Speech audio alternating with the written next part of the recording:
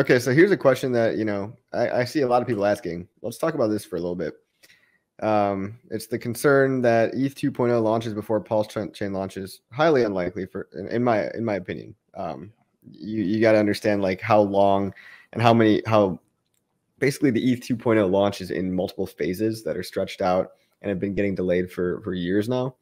I see ETH 2.0 launching maybe late 2022, if that. And to be honest, it doesn't fully even solve the gas fee problem. Like I believe that once ETH 2.0 launches, it might cut down gas fees by, a quarter, maybe even an eighth of what they used to be. But take a $20 transaction, cut it, divided by 8, you're still paying $2.50 per transaction. PulseChain, you're going to be paying like a penny or less. Right. It doesn't even compare. Yeah, I know PulseChain is delayed. All software is delayed. ETH 2.0 is going to be delayed, again, in my opinion, much, much longer. And again, even when it does launch, and it will launch, I don't think it's going to be competition because the price of Ethereum has already gone up so much, and the blockchain itself is so bloated that there's really not much left to do. Like even going to proof of stake, like you're going to have miners battling it because miners want to keep being greedy. It's not going to be an easy transition politically from a miner standpoint. But also, because of the fact that ETH is $4,000, and if it stays at even like a $2,000 level, the price of ETH itself has a giant impact on gas. And the fact that ETH is just so bloated with transactions is not going to go away once ETH 2.0 launches. It's still going to have all the load, and it's still going to have a crazy high network token price. So really the only place left for economic energy to diffuse to is alternative layer ones with, and PulseChain is just a super ideal environment because the system state is already there. You don't need to recreate the wheel.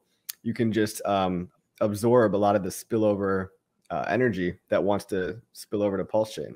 And so, PulseChain will lighten the load on ETH 2.0, but I really don't believe that we're going to be looking at, even though we might see cheaper transactions on ETH, it's not going to be as low as PulseChain, just due to the fact that ETH has had 5 years to grow as a coin.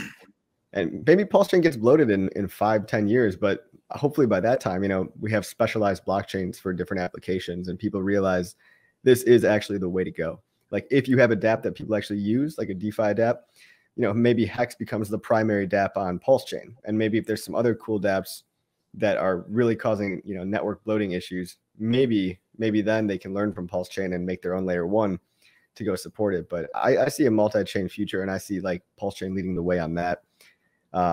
Even with a mid-March launch, that's still going to be way earlier than ETH 2.0. That's not a concern at all to me. Yeah, it's so sort of, I mean, like in terms of the upgrades I'm seeing for Ethereum coming, like an $80 transaction fee or $100 transaction fee is probably going to $2, maybe a $1.20 basically, but then from there it's going to get recongested because you'll have sort of an attraction back to Ethereum.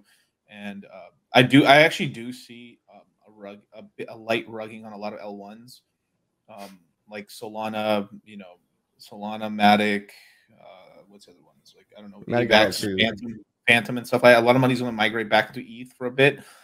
I really believe it's only about a 4-month phase at max with that. Then we're going to get congestion and stuff because I do believe we're going to either get a really close flippening or a flippening on BTC to ETH actually for a bit, and then kind of a reclaim of the king basically with BTC going back into the first place and stuff. It's going to be really funny. I'm going to be laughing that time.